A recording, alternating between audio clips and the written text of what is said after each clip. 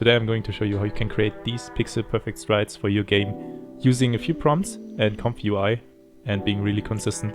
This is really huge and I will show you today how to do it. So I provided you with all of the links you need down in the description below the video. And the first link will be the repository where you can find all of the information you need as well as all the assets that you will need. So in this case we have some preview images on the top. And now if you go down, you can see the Get Started section down here, where you can see all of the information that you need. Now you can see right here, we need the Comfy UI. I provided you with all of the videos that you might need to set it up. So you can find a video on setting up the Comfy UI right here, as well as you need to set up the Comfy UI manager, which provides you with the option of installing plugins to your Comfy UI.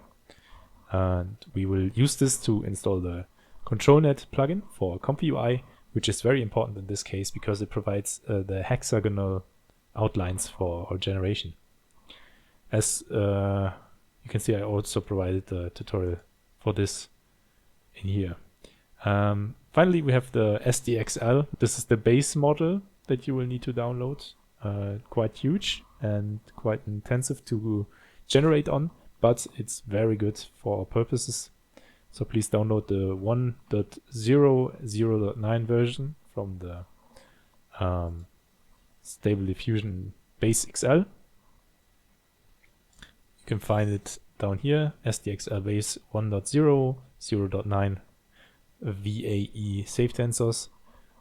And then we also need two LoRa's, which are the Pixel Perfect LoRa and the Microburst LoRa. Those can be found on Civet AI. I will also provide you with the links down below and on the repository site. And for the ControlNet, we will need also two LoRa's, which are the edge detection and the depth map LoRa's. You can find those on here. If you go to files and versions, and then you can choose if you want a lower rank version or a higher rank version. And in here you have a depth rank and a canny rank. Those two will be needed. We've done all of the previous steps.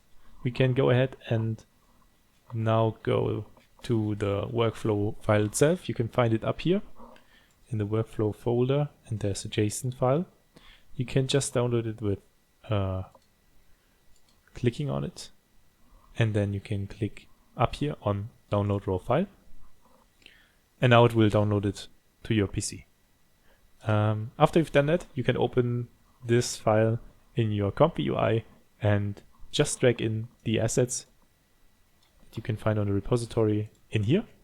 You can drag the hexagonal tiles.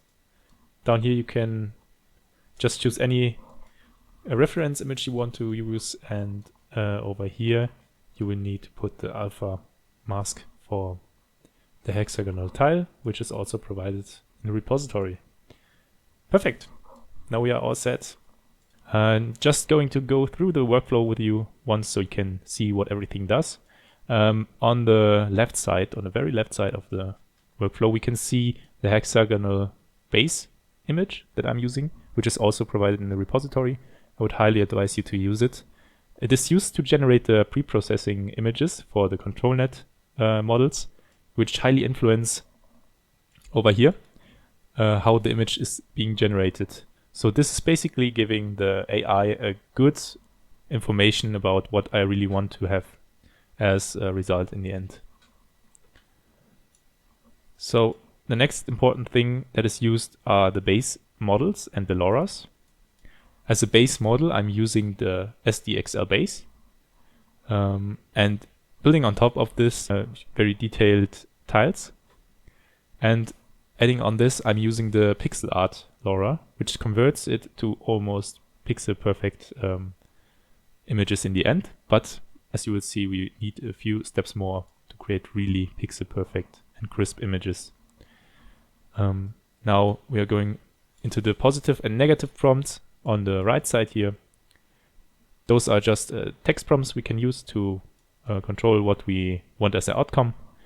In my example, I have really good results with using miniature as a positive prompt, then using whatever I want to have as a result, and adding on this always on a hexagon and adding Stardew Valley style, for example. I think you can play around with this quite a lot and get probably really good results, but this is something I came up with and had quite good results. Yeah, these conditionings are fed into the control nets. Those control nets give their opinion on what should be done as well, and all of those positive and negative signals are getting fed into the base K sampler. The base K sampler then takes some kind of reference images, so you can use any reference image here that you like. I would advise you to use the provided reference image. This is basically already something that was generated on the model and is quite good, so it knows where it should go and what kind of structure it should create. You can also get good results if you use Photoshop, for example, to Photoshop something you want to see on top of the hexagon, and it will create it most of the time. Yeah, it's basically just upscaling it, and then we can see it's getting fed into the base K sampler.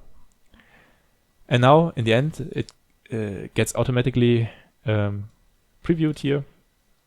And as you can see, it's not quite pixel perfect. You can see right here, the edges are not pixel perfect, so we need some extra steps to refine it a little bit.